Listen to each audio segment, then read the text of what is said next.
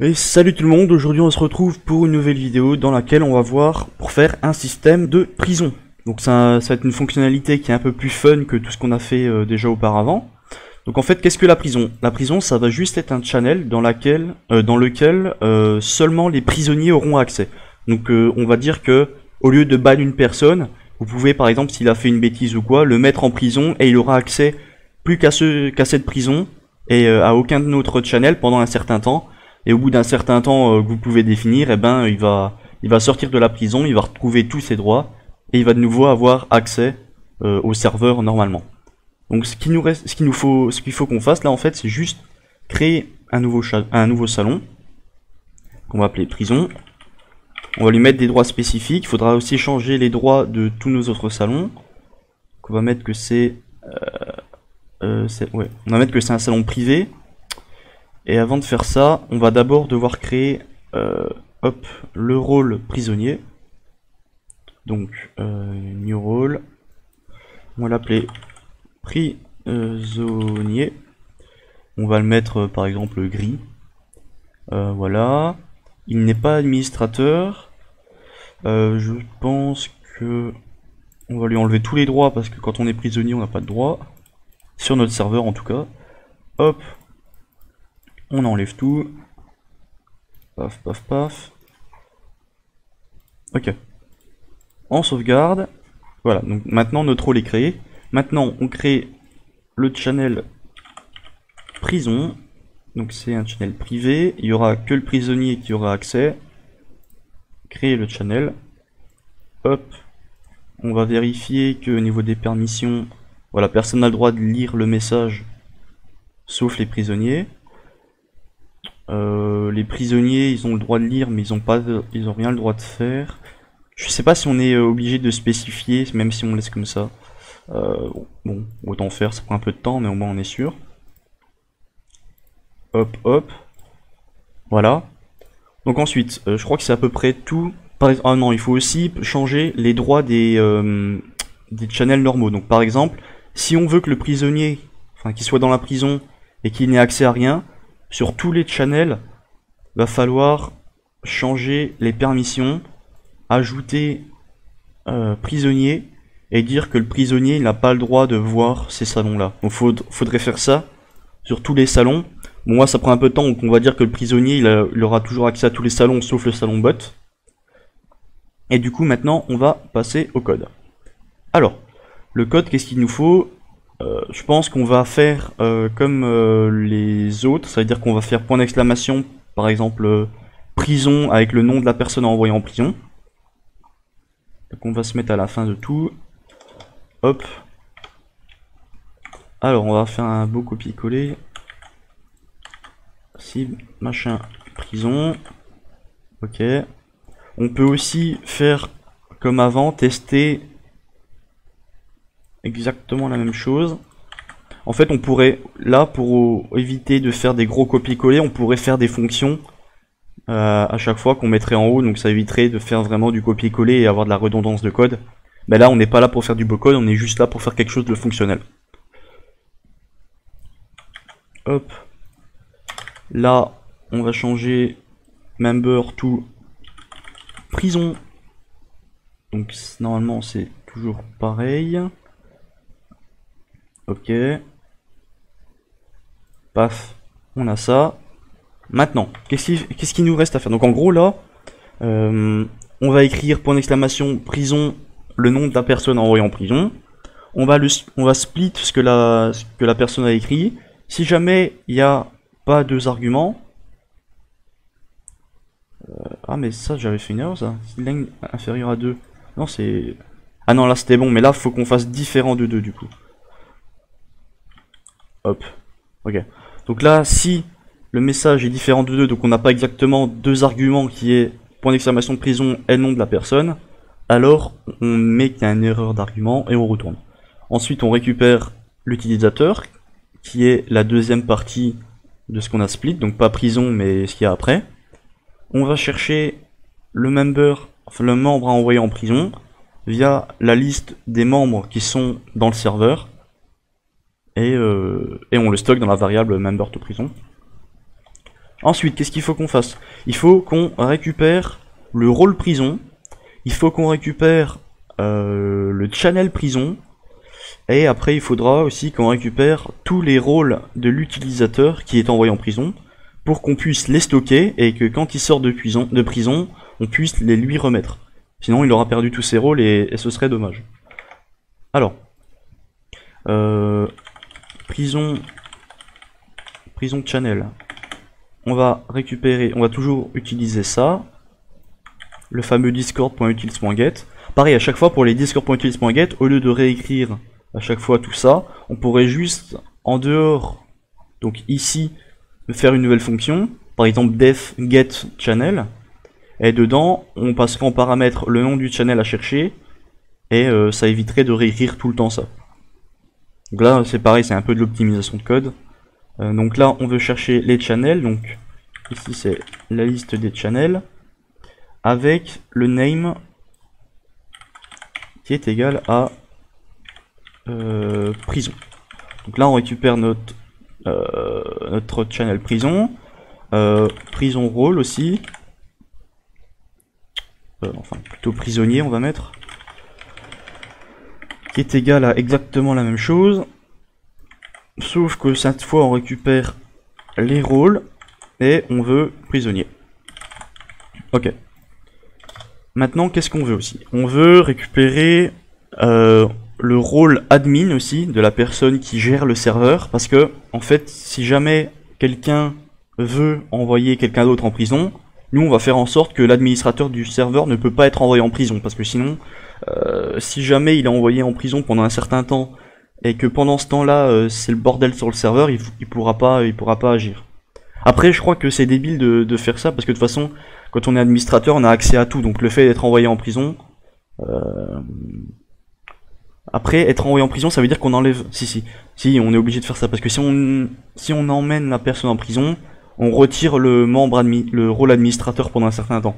Donc ça, on veut éviter, pour pas qu'il y ait des dérives et de bordel sur le serveur. Donc on va récupérer le top role, ou alors par exemple le rôle admin. Hop, là on refait pareil. Paf, paf. Copier-coller. Il y a beaucoup de copier-coller, hein. C'est pour ça que faire une fonction en dehors et faire des get après plus simplement, c'est beaucoup mieux, même visuellement. Là on veut un mini strateur. Ok. Qu'est-ce qu'il nous faudra? Il nous faudra member roles. On va récupérer les rôles du membre qu'on va envoyer et on met ça dans une liste pour stocker pour plus tard. Et je pense que là on est plutôt pas mal pour le moment, pour tout ce dont on a besoin. Prisonnier, je vais vérifier que c'est bien avec... Hop, c'est pas ici. Je vais vérifier que c'est bien avec un P minuscule. Prisonnier, c'est ça. Ok. Alors maintenant, qu'est-ce qu'il faut qu'on fasse? Ok. Alors, il nous manque juste, hop, ici, au niveau des rôles, il faut qu'on récupère tous les rôles du serveur. Parce qu'on va devoir les parcourir pour savoir quel rôle le membre a par rapport à ceux du serveur. Ok, donc j'ai fait quelques tests et j'avais pas mal galéré là-dessus, mais c'est tout con. En fait, on récupère juste les rôles de cette façon, tous les rôles de cette façon. Paf. Ensuite, une fois qu'on a ça, il faut qu'on parcourt tous les rôles et qu'on regarde si le membre a ces rôles-là. Donc on va faire for role in all role. Ensuite là-dedans on fait for member role. Donc member role au singulier c'est pas le même que celui-là. Donc là on va parcourir tous les rôles du membre. Donc là c'est member to prison.role. Là on va regarder quels rôles sont en commun entre le membre envoyé en prison et tous les rôles du serveur. On va faire juste une petite exception pour le everyone, parce que tout le monde a le rôle everyone, et du coup on veut pas enlever ce rôle là. De toute façon on peut pas, donc ça va mettre une exception. Donc là on va mettre une condition if member role est égal à everyone, différent plutôt. Si c'est différent de everyone, alors on continue, sinon on fait rien. Donc là on va rajouter là-dedans, hop, donc on va faire member.roles.append, donc on va ajouter dans la liste tous les rôles du membre envoyé en prison. Donc on va envoyer member role. Et on va ensuite lui supprimer temporairement ses rôles. Donc pour faire ça, alors c'était, on va voir la Discord Python doc, la référence de l'API, et normalement on va voir que pour un membre qui est ici, pour lui enlever ses rôles, ça doit être remove roles ou un truc comme ça, add roles. Donc nous on veut pas add roles, on veut remove member. À chaque fois j'arrive jamais à retrouver remove friend, remove role, voilà c'est ça. Donc on va lui passer un rôle à supprimer. Donc pour chaque rôle qu'il a, on va faire member to prison point remove. Est-ce qu'on doit A5? On doit ouais, ok, on doit A5. Await plutôt. A5 c'est pour les fonctions. Remove roles, et on va lui enlever son rôle. Voilà. Donc en fait là les rôles qu'on lui a enlevés, on les a stockés dans member roles. Du coup quand il sortira de prison, on aura juste à les lui remettre. Donc là on lui a enlevé tous ses rôles. On va lui ajouter le rôle prisonnier, parce que ça devient un prisonnier. Donc on va refaire exactement la même chose, mais avec add roles. Hop, et on va lui mettre le rôle prisonnier. Ça c'est fait. Ensuite, maintenant on doit, c'est là que vous pourrez paramétrer comme vous voudrez, on va attendre un certain temps avant qu'il puisse sortir de prison. Donc on va le mettre en prison pendant un certain temps. Pour ce faire, on doit importer une librairie qui s'appelle Asyncio. Import Asyncio. Je crois que c'est Asyncio comme ça. Ouais. Et en gros, vous pouvez voir, c'est à peu près la même chose que pour ça. C'est le même principe. C'est pour exécuter du code de manière asynchrone. C'est-à-dire que ça va pas être bloquant. Et donc ici, quand on va l'envoyer en prison, on va faire un wait, enfin un sleep plutôt, mais c'est pas un sleep normal, parce que si en programmation, là on avait juste fait un time.sleep, par exemple 300 secondes, pour le laisser 5 minutes en prison, ben là le problème c'est que le code il va s'arrêter là, et si quelqu'un tape une autre commande, par exemple .ping, et ben il va rien se passer, parce que le code là il est en pause ici, à cette ligne là, et il sortira que quand le temps sera écoulé. Alors que avec la programmation asynchrone, ici ça va pas être bloquant. C'est-à-dire que pour cette tâche là, le bot il va être en pause pendant par exemple 5 minutes, mais d'autres personnes peuvent encore exécuter une autre partie de code. C'est vraiment pour cette partie de code là, il sera en pause. Donc ça c'est exactement ce qu'on veut. Du coup on va faire asyncio.sleep, et par exemple, juste pour le test, on peut le laisser 15 secondes. Est-ce qu'il faut... Non, il faut pas wait, il me semble que c'est comme ça. Je vais juste vérifier, je reviens dans 2 petites secondes. Ok, j'ai bien fait de vérifier parce qu'il faut bien mettre un await devant, comme c'est de la synchrone. Await, donc on attend 15 secondes. Et une fois qu'il a passé ces 15 secondes en prison, qu'est-ce qu'on fait? Eh ben on va lui enlever son rôle de prisonnier et lui remettre tous les rôles qu'il avait avant. Donc une fois qu'il a attendu, on va lui remove son rôle de prisonnier. Et on va parcourir tout ce qu'on avait stocké là-dedans. Et on va tout lui remettre. Donc for role in les rôles du membre. On va faire await member hop to prison. Paf, .add roles et role. Et là normalement ça fonctionne. Donc on va tenter. Il va sûrement y avoir encore des petites erreurs. Hop. Donc Python 3 bot. Ok. Donc là, on va tenter d'envoyer mon deuxième compte en prison. Donc on peut lui mettre par exemple plusieurs autres rôles. Donc là, on peut voir qu'il a 3 rôles. Si on va voir là-dedans, apparemment, il a accès à la prison. Ah, parce qu'il est modérateur. Non, même pas. C'est qu'on l'a mal configuré. Permission, prisonnier il peut, everyone, normalement il peut pas lire le serveur. Comment ça se fait que lui il ait accès? Ah, mais peut-être que un de ces rôles que je lui ai mis, genre persistant ou en attente, il a tous les droits et du coup... Hop, rôle... persistant... Non, pourtant il n'est pas administrateur, il n'est pas censé pouvoir voir ça. En attente... Ah voilà, en attente il est administrateur, ok ça.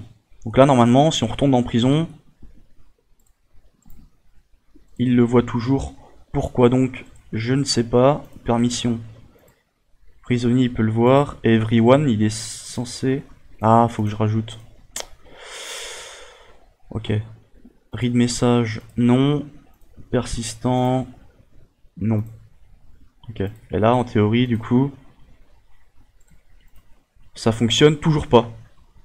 Ok, donc j'ai quelques problèmes avec les droits, on va laisser ça de côté, mais normalement faut paramétrer pour que juste le prisonnier y ait accès et que les autres n'y aient pas accès. Bon, c'est pas trop grave. Donc on va tester, on va tenter d'envoyer, paf, point d'exclamation, donc c'était, il me semble que c'était prison, point d'exclamation prison, ouais, point d'exclamation prison avec derrière la personne à envoyer, paf, est-ce qu'on a des erreurs? On a une erreur, unknown role pour lequel? Unknown role pour member underscore role. Alors pourquoi member, est-ce que... Alors attendez, c'est quelle ligne? Member to prison.remove role, member role. Donc c'est ici. Pourquoi il connaît pas? For member role, on peut print le member role pour voir ce que c'est. Et pourquoi il n'arrive pas à le supprimer? For member role. Ouais, on va voir. C'est bizarre. Hop. Ok, on va retester. Est-ce qu'on peut faire un copier-coller de ça? Ouais. Alors, qu'est-ce qui ne va pas? Everyone. Mais du coup, on n'est pas censé avoir un everyone ici. If member role différent de everyone. Ça c'est problématique. Everyone, est-ce que je l'ai mal écrit? Non. Et frère, je suis un peu débile, c'est point .name. Si le nom du rôle est différent de... Là ça devrait être bon. Là ça devrait fonctionner maintenant. Ok, donc là il a toujours ces deux rôles. Et si je refais ça... Donc là... Ok, là on nous affiche ces deux rôles. Et normalement il a que prisonnier. Pendant 15 secondes et après il est censé retrouver ses rôles normaux. Voilà. Et là au bout de 15 secondes on peut voir qu'il a repris ses rôles d'avant. Donc après ça vous pouvez le modifier autant que vous voulez. Donc si vous par exemple vous voulez le mettre 15 minutes, bah, vous pouvez mettre à 900 secondes. Après bon, mettre quelqu'un en prison pendant 24 heures, je pense que ça fait un peu beaucoup. Bon, c'est vous qui voyez, on s'en fout. Et du coup voilà, c'était juste le système de prison. Donc c'était quelque chose d'un peu plus drôle que juste ban, kick et autres. Donc ça, c'est vraiment un exemple de fonction que vous pouvez faire avec un bot Discord. Là, c'est un truc qui est plutôt assez basique, mais vous pouvez quand même faire des choses assez poussées. Donc voilà, il y a juste votre imagination qui va vous retenir. Donc j'espère que cette vidéo vous aura plu. N'hésitez pas à mettre un petit pouce bleu et à vous abonner. Et on se dit à la prochaine.